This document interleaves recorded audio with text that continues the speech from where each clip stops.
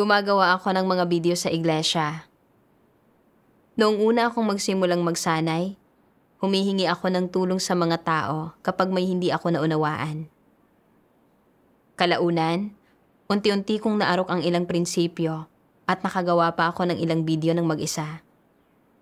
Sinabi ng lahat na mabilis ang pag-usad ko at sinabi rin ng supervisor na makabago at pinag-isipan ang mga video ko. Nang marinig ko ito, tuwang-tuwa ako sa sarili ko. At naisip ko na may ilan akong kaloob at kalakasan sa paggawa ng video. Pagkatapos niyon, bihira na akong humingi ng tulong sa iba kapag gumagawa ng mga video at kadalasan, mag-isa kong sinusubukang pag-isipan at lutasin ang mga problema. Isang beses, gumagawa ako ng isang video na medyo mahirap at medyo hindi ko alam ang gagawin. Kaya naisip kong humiling sa leader ng pangkat na bigyan ako ng mas simple. Pero naisip ko naman, dahil pinili ko ang video na ito, kung lalapit ako at sasabihin sa leader ng pangkat na hindi ko ito kayang gawin, hahamakin niya kaya ako? Huwag na nga. Maaaring mahirap ang video na ito, pero kung pagsisikapan ko ito, baka magawa ko naman ito. Kaya wala akong sinabing kahit na ano at nagsikap lang ako ng husto at nagpatuloy sa pananaliksik at pag-iisip ng mga ideya ng mag-isa. Pero pagkatapos ng mahabang pag-iisip, wala pa rin akong ideya kung paano ito gagawin. At naisip kong humiling sa iba pang tao na tingnan ito at tulungan ako. Pero naisip ko naman, matagal-tagal na akong nagsasanay. Kung patuloy pa rin akong hihingi ng tulong sa iba, iisipin kaya nilang wala akong kakayahan? Hindi. Basta susubukan at susubukan ko na lang itong alamin ng mag-isa. Nang sandaling iyon, tinanong ako ng leader ng pangkat. Kumusta na ang paggawa ng video? Kung nahihirapan ka, pwede mo itong palitan ng mas madali. Inisip ko, hindi ako pwedeng magpalit ngayon. Kung gagawin ko iyon, hindi ba't magmumukha akong hindi mahusay? Kaya kumalma ako at nagsabi, iniisip ko pa kung paano ito haharapin. Hindi ko kailangang magpalit. Pagkatapos kong sabihin ito, nakaramdam ako ng pagkabagabag sa loob ko. Matagal ko nang pinag-iisipan ang video na ito at wala pa rin akong ideya kung paano ito diskartehan. Hanggang dito lang ang mga abilidad ko. At napagtanto ko na hindi solusyon ang magpatuloy na subukan at piliting lampasan ang problemang ito. Pero hindi ko pa rin ito sinabi sa leader ng pangkat. Makalipas ang 2 o 3 araw, wala pa rin akong anumang pag-usad sa video. Kaya wala akong nagawa kundi ang humingi sa wakas ng tulong sa iba para dito. Hindi nagtagal, sinimulan kong gawin ang isang video sa bagong format. Bagaman tinalakay ko na sa lahat ang pamamaraan, nakaranas pa rin ako ng mga paghihirap sa proseso ng paggawa. At naisip ko na talakayin itong muli sa leader ng pangkat. Pero naisip ko naman, tinalakay na namin ito. Kung magtatanong na naman ako, hindi ba't iisipin ng leader ng pangkat na wala akong kakayahan at kailangan akong sabihan ng ilang beses para lang magawa ang isang video? Para maiwasang makita ng lahat na may mga bagay na hindi ko naunawaan o hindi nagawa sa proseso ng paggawa, nagkunwari akong alam ko ang ginagawa ko at nagpatuloy lang ako sa paggawa sa computer ko. Pero pagkatapos gumugol ng ilang araw rito, hindi ko pa rin matapos ang video. At sa huli, kinailangan kong hingin ang tulong ng leader ng pangkat. Labis akong pinahiya ng 2 kabiguang ito. Pero hindi ko pinagnilayan ang sarili ko at nagpatuloy akong magpanggap.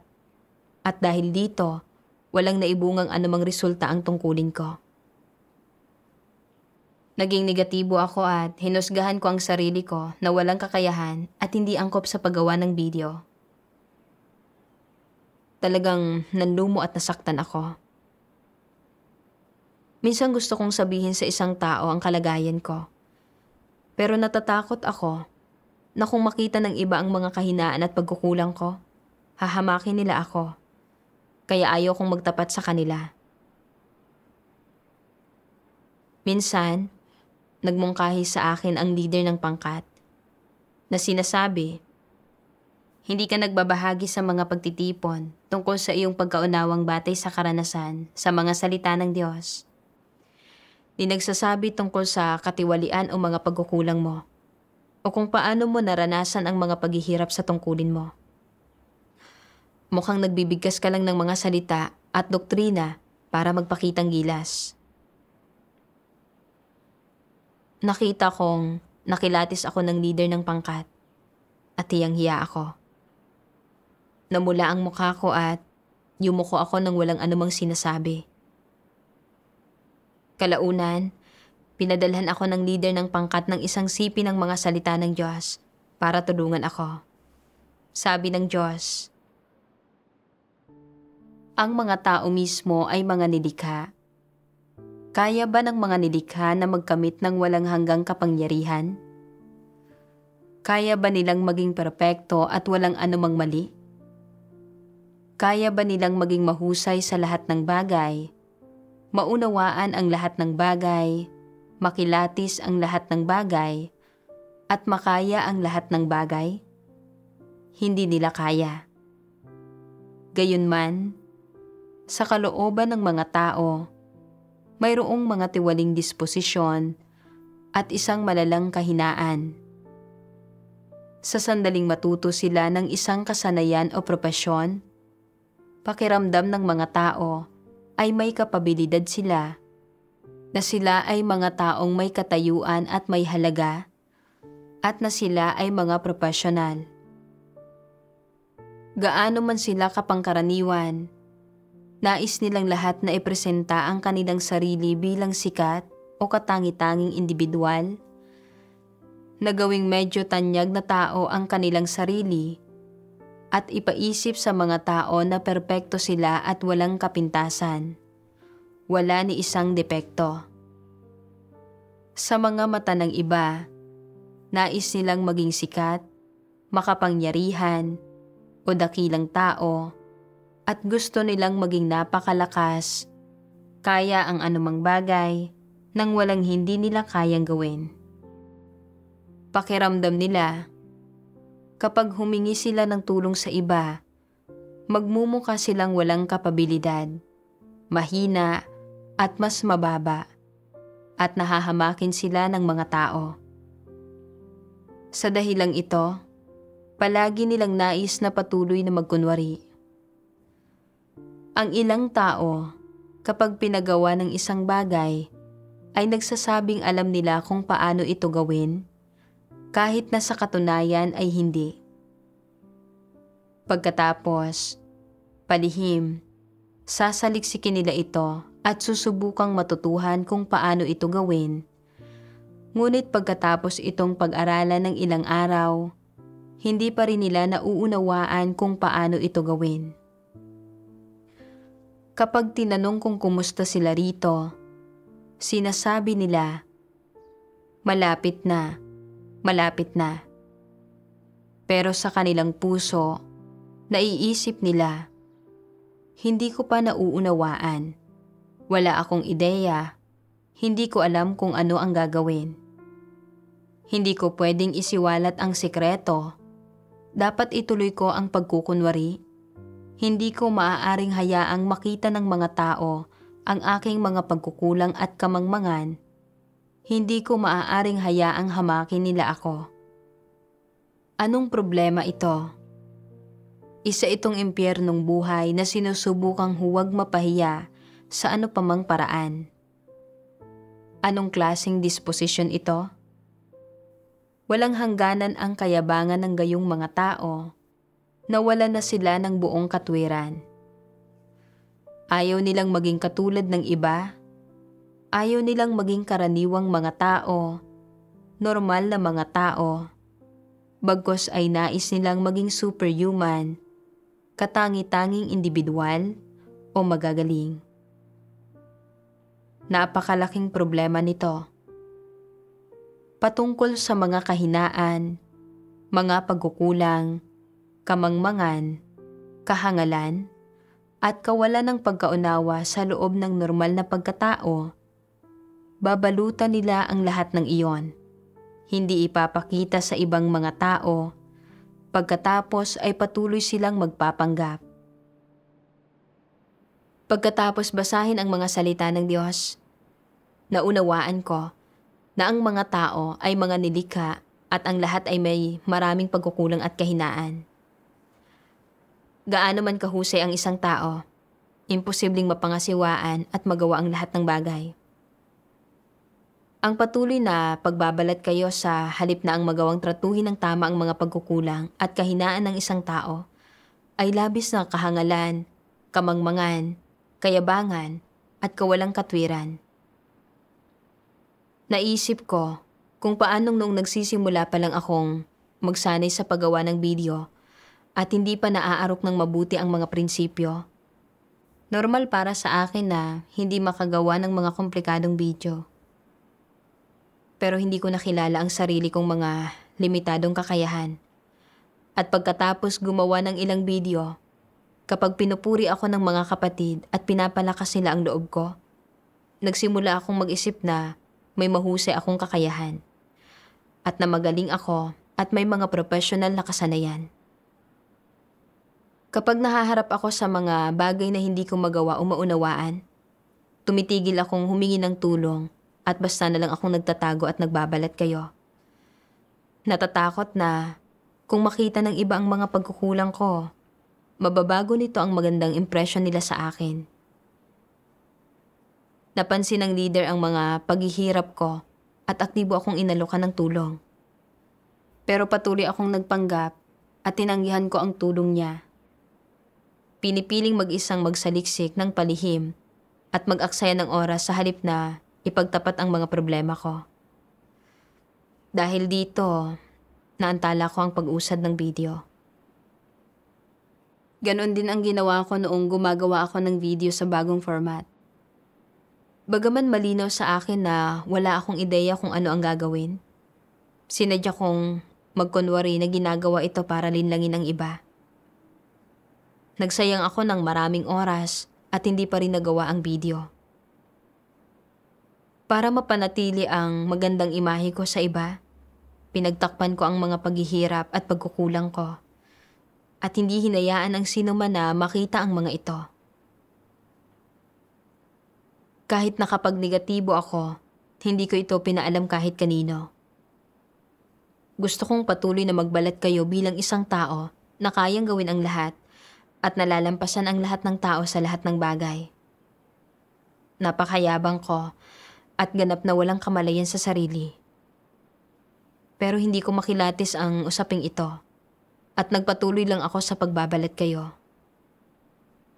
Kapag nakakaranas ako ng mga problema o paghihirap, hindi ako nagtatapat para humingi ng tulong na nagreresulta na manatiling hindi nalulutas ang mga problema, na hindi lang nakaapekto sa sarili kong kalagayan, kundi nakaantala rin sa paggawa ng video. Nang pag-isipan ko ito, napagtanto ko kung gaano ako kahangal. Pagkatapos, ay naalala ko ang mga salita ng Diyos. Kung marami kang pribadong usapin na mahirap talakayin, kung ayaw na ayaw mong ilantad ang mga lihim mo, ang mga paghihirap mo, sa harap ng iba upang hanapin ang daan ng liwanag, sinasabi kong isa kang taong labis na mahihirapan na matamo ang kaligtasan at mahihirapan na makaahon mula sa kadiliman. Mula sa mga salita ng Diyos, naunawaan ko na ang hindi pagbabalat kayo, ang pagiging simple, bukas, at matapat, at ang paglalabas ng katiwalian, mga paghihirap, at mga pagkukulang ng isang tao sa pagbabahaginan para hanapin ang katotohanan, ay mga tanda ng isang matalinong tao. At tanging ang mga tao lang na ito ang makakaunawa sa katotohanan at magkakamit ng kalayaan. Pero malinaw na nagkukulang ako sa maraming aspekto. At marami akong problema pagdating sa paggawa ng mga video, lalo na sa mga bagong format. Pero niwala akong lakas ng loob na magsabi kahit na ng simpleng, hindi ko ito kaya o hindi ko nauunawaan. Sa halip, ginawa ko ang lahat para itago ang sarili ko at magbalat kayo. Natatakot na kung makita ng lahat ang totoong ako, hahamakin nila ako. Nagagawin ang buhay ko na kapwa nakakapagod at mahirap. Paulit-ulit akong nagbalat kayo. Iniisip na nagiging mautak ako at kaya kong lokohin ng iba. Pero sa realidad, nakita na ng lahat ang mga tunay na kakayahan ko at hindi lang ako nabigong maiwasan ang kahihiyan, kundi ginawa ko ring isang mas malaking hangal ang sarili ko. Sa pagtatago at pagbabalat kayo ng ganito at sa hindi pangangahas na buksan ang puso ko at maghanap ng pagbabahaginan, hindi ko matanggap ang kaliwanagan o pagtanglaw ng banal na espiritu. At hindi malutas ang mga problema sa gawain ko na humadlang lang at nagdulot ng mga kawalan sa gawain ng iglesia. Pagkatapos maunawaan ang mga bagay na ito, nagtapat ako sa mga kapatid ko sa pagbabahaginan at inilantad ko ang aking katiwalian at mga pagkukulang. At sa halip na hamakin ako, nakipagbahaginan silang lahat sa akin at tinulungan ako. Sobra akong napahiya at nanliit. Pagkatapos nito, kapag nahaharap ako sa mga gampanin ng paggawa ng video na hindi ko kayang gawin, aktibo akong humihingi ng tulong sa mga kapatid ko. Pagkatapos itong isagawa ng ilang panahon, umusad ako ng kaunti sa mga teknikal na kasanayan ko at lalo akong naging mahusay sa mga tungkulin ko. Sobra akong nagpapasalamat sa Diyos. Kalaunan, itinalaga ako ng iglesia para maging responsable sa pagdidilig sa mga baguhan. Pagkatapos ng ilang panahon ng pagsasanay, naaro ko ang ilang prinsipyo at nagawang lutasin ang mga problema at paghihirap ng mga baguhan. Nagkomento ang mga kapatid na masipag ako, responsable, at kaya kong magpasa ng mga paghihirap sa mga tungkulin ko. Nang marinig ko ang papuri ng lahat, talagang sumaya ako at inakala kong maayos ang ginagawa ko. At nang hindi ko man lang napagtanto, nagsimula na naman akong magbalat kayo. Isang gabi, hindi ko maunawaan ang ilan sa mga katanungang binanggit ng ilan sa mga baguhan. At pagkatapos pag-isipan ng mabuti ang mga iyon ng matagal, at hindi pa rin alam kung paano lutasin ang mga iyon, gusto ko nang matulog sa kama. Nang sandaling iyon, si Sister Jiangjing na nakikipagtulungan sa akin ay nagtanong, "Gising ka pa rin hanggang ngayon? Kailangan mo ba ng kaunting tulong?" Naisip ko na matagal nang nagdidilig ng mga baguhan si Jiangjing at may kaunting karanasan na siya sa gawain. Kaya ninais kong makipag-usap sa kanya.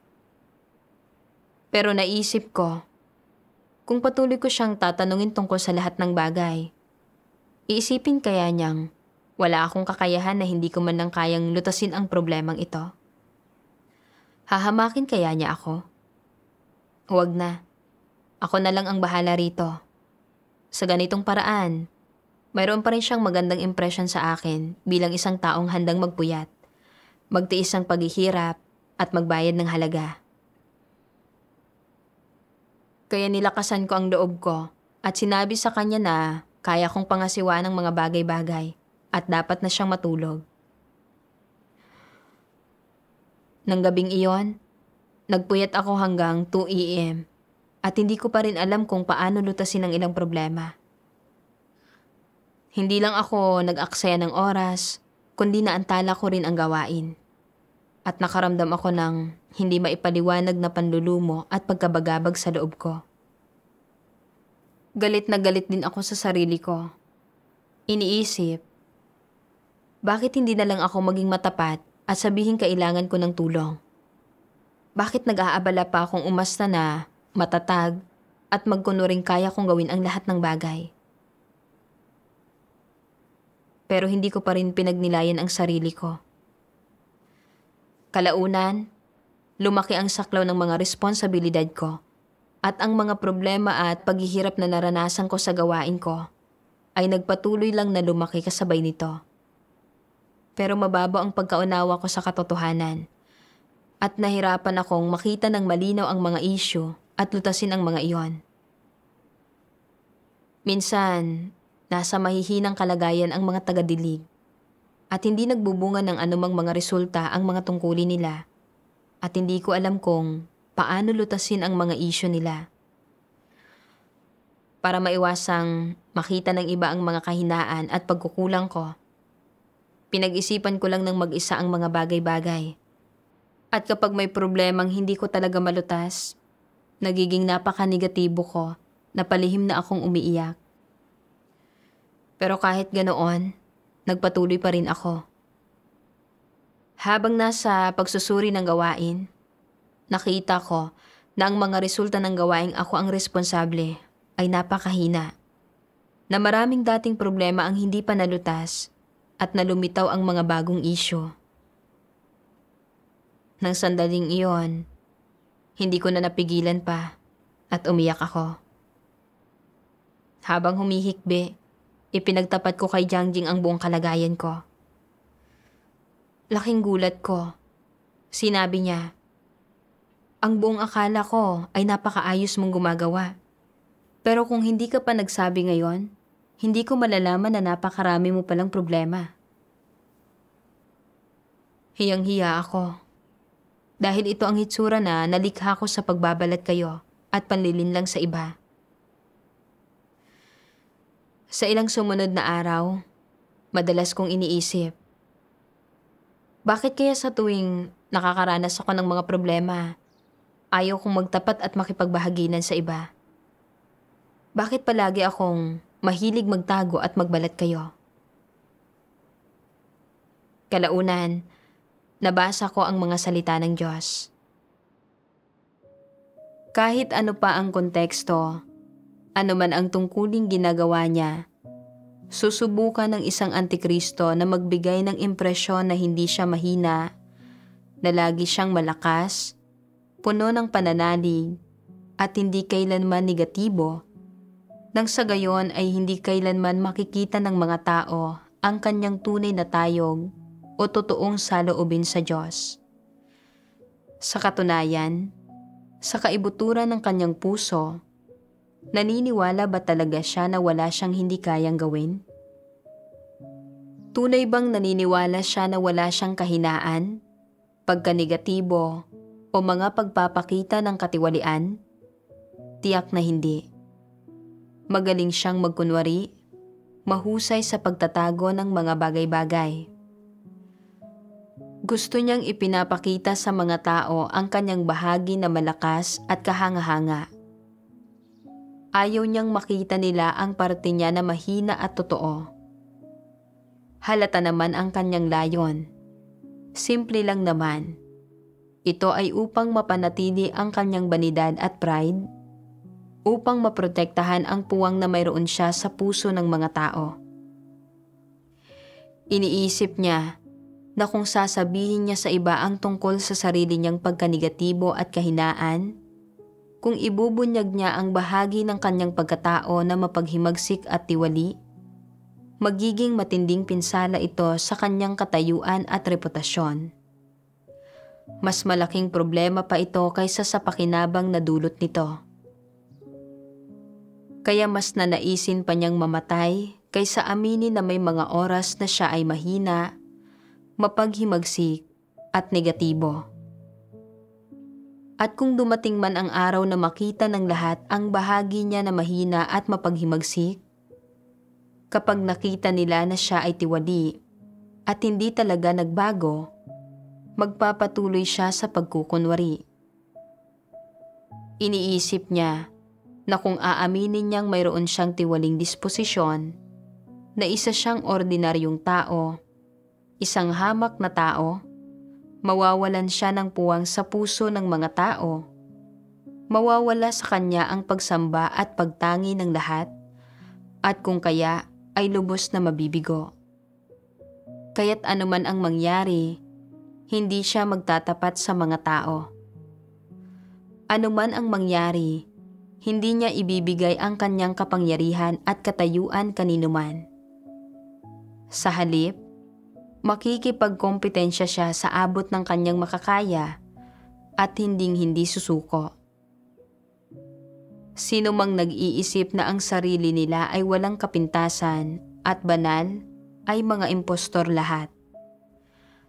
Bakit ko sinasabi na lahat sila ay mga impostor?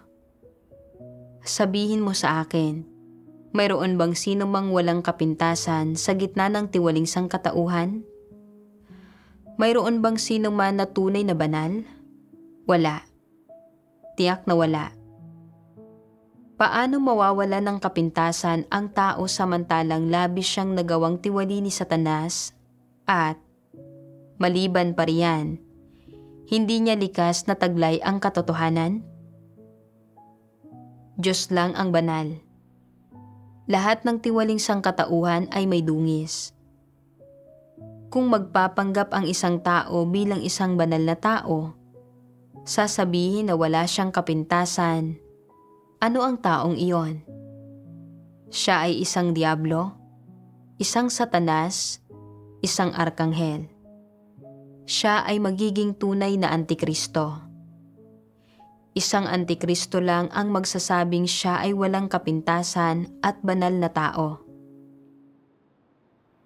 Inilalantad ng mga salita ng Diyos na para mapanatili ang katayuan at imahe nila sa puso ng mga tao, madalas na nagbabalat kayo ang mga antikristo. Pinagtatakpan ang mga kahinaan at pagkukulang nila at nagkukunwaring mga tao na walang katiwalian o mga kapintasan na kayang gawin ang lahat ng bagay, pinapahanga at pinapasamba ang iba sa kanila. Pinagnilayan ko ang sarili kong pag-uugali. Kapag may ilan akong resulta sa mga tungkulin ko, sa tingin ko ay mas mahusay ako kaysa sa iba. At para mapanatili ang magandang imahe ko sa puso ng mga tao, at para isipin nilang may mahusay akong kakayahan, mga kapabilidad sa gawain, at para tingalain nila ako, hindi ako humingi ng tulong. At sa halip ay sinubukan kong mabuti na itago at pagtakpan ang mga bagay-bagay tuwing nakakaranas ako ng mga problema at paghihirap sa gawain. At kapag malinaw na wala akong karanasan at hindi ako makakilatis o makalutas ng mga bagay-bagay. Kapag aktibong nag-aalok sa akin ng tulong ang iba, natatakot ako na malantad ang mga kahinaan at pagkukulang ko. Kaya pinipili kong magpuyat mag-isa sa halip na tanggapin ang tulong ng iba.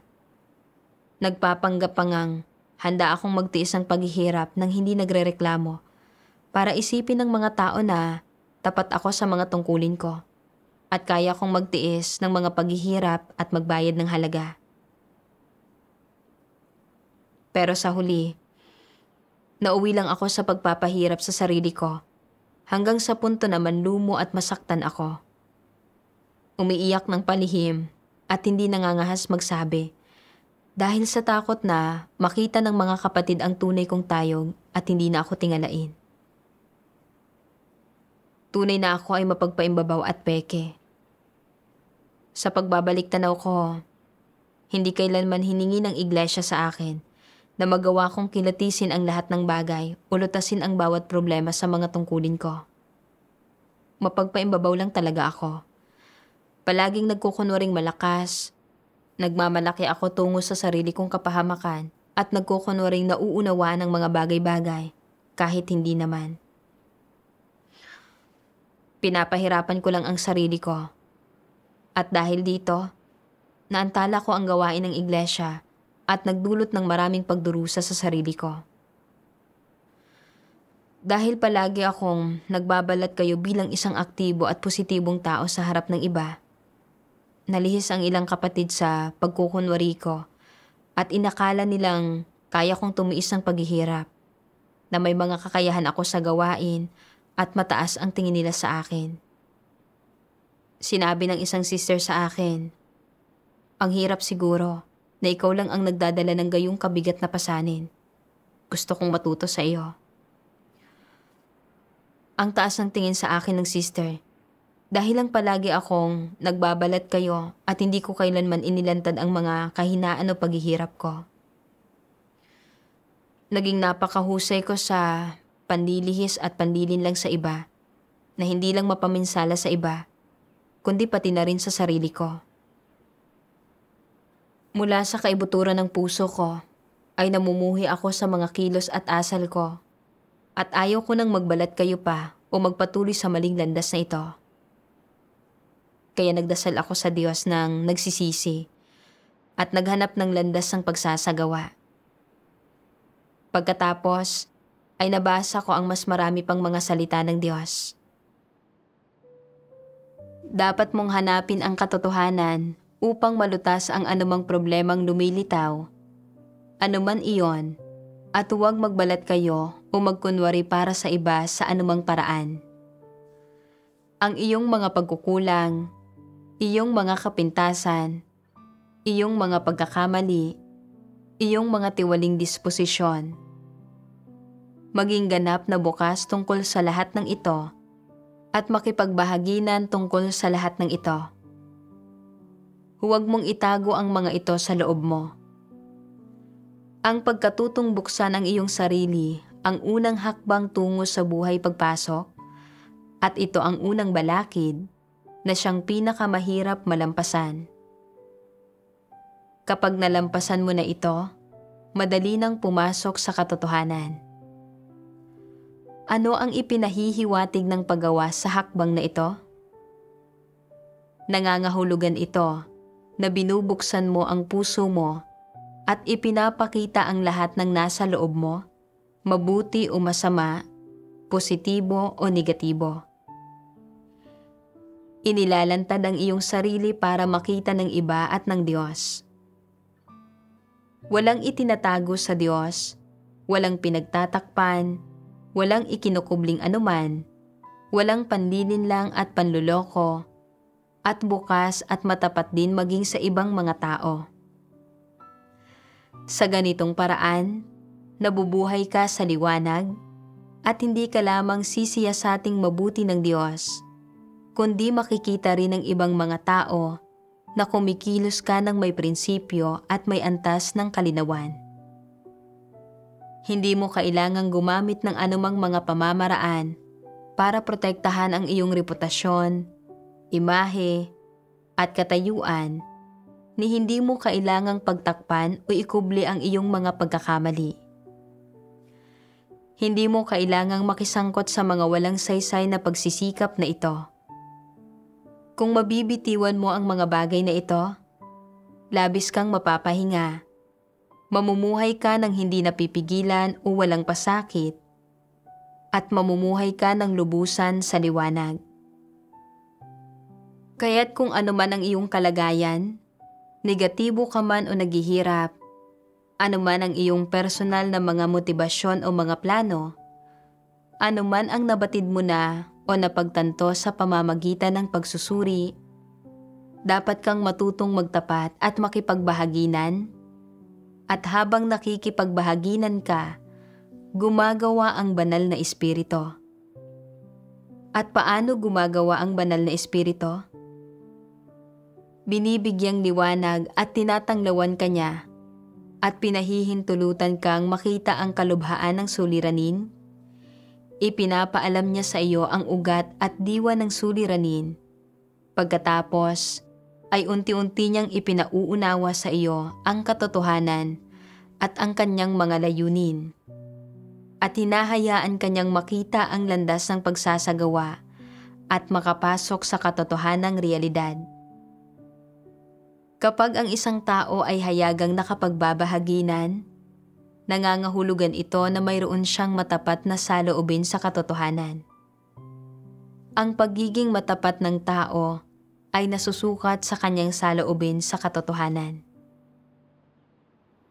Tinukoy ng mga salita ng Diyos ang isang landas ng pagsasagawa na kinasasangkutan ng pagsasantabi ng pride ng isang tao, pagiging isang matapat na tao, pag-aaral na aktibong magtapat tungkol sa mga paghihirap at pagkukulang ng isang tao, pagkakaroon ng kakayahang ipakita sa Diyos at sa iba ang tunay na sarili ng isang tao. Hindi pagsasagawa ng panlilinlang o pagtatago at pagiging tunay at totoo. Kayang buksan ng isang matapat na tao ang puso niya sa Diyos at taos-puso niyang gustong hanapin ang katotohanan para lutasin ang mga problema at paghihirap niya, na ginagawang mas madali para sa kanya na matanggap ang kaliwanagan at pagtanglaw ng banal na espiritu, na maunawaan ang katotohanan at na makapasok sa realidad. Nang mapagtanto ko ito, nagdasal ako sa Diyos sa puso ko. Nagpapasyang sa hinaharap ay kailangan kong magsagawa ayon sa mga salita ng Diyos. Bitiwan ang pride ko, maging bukas at ilantad ang sarili ko, at maging isang simple at matapat na tao. Kalaunan, kapag nakakaranas na naman ako ng mga problema sa gawain ko na hindi ko maunawaan o malutas, o kapag may partikular akong kalagayan na hindi ko alam kung paano lutasin, sadya akong nagdarasal sa Diyos at nagtatapat para humingi ng tulong sa mga kapatid ko. Isang beses, nagtanong ang isang baguhan, at bagaman may ilan akong ideya, hindi malinaw sa akin ang mga detalye kung paano ko dapat ibabahagi ang solusyon. Kaya naisip kong talakayin ito kay Jangjing. Pero nag-atubili ako. Iniisip, matagal-tagal na rin akong nagdidilig ng mga baguhan. Ano na lang kaya ang iisipin niya tungkol sa akin kung lalapit pa rin ako sa kanya ng may ganitong klaseng mga tanong? Bahala na. Hindi ko siya tatanungin. Ako na lang mag-isa ang bahalang mag-isip. Sa puntong ito, napagtanto ko na natukso na naman akong magbalat kayo. Naisip ko kung paanong dati ay paulit-ulit akong nagbabalat kayo at pinagtatakpan ko ang sarili ko, na hindi lang nagdala sa akin na malublob sa panlulumo at pasakit, kundi nagdulot din ng mga kawalan sa gawain. Kaya napagtanto ko na hindi na ako pwedeng magkunwari pa. Kailangan kong maging bukas at iparating sa iba ang mga bagay na hindi ko nauunawaan o hindi malinaw sa akin. Kaya sa puso ko ay tahimik akong nagdasal sa Diyos. Humihingi sa Diyos ng paggabay para isagawa ang pagiging isang matapat na tao ayon sa kanyang mga salita. Pagkatapos, tinalakay ko kay Jangjing ang mga paghihirap ko at ang mga posibleng solusyon dito. At tinukoy niya na hindi angkop ang sipin ng mga salita ng Diyos na binanggit ko. At sinabi rin niya sa akin kung paano magbahagi at lutasin ang ganitong uri ng isyo. Sa pagsunod sa payo ni Jangjing, naghanap muli ako ng mga nauugnay na salita ng Diyos. Pagkatapos kong makipagbahaginan sa baguhan, nalutas ang kalituhan niya at talagang napanatag ako. Pagkatapos, napagtanto ko na ang pagsasagawa sa mga salita ng Diyos ay nagdudulot ng kapanatagan at kalayaan.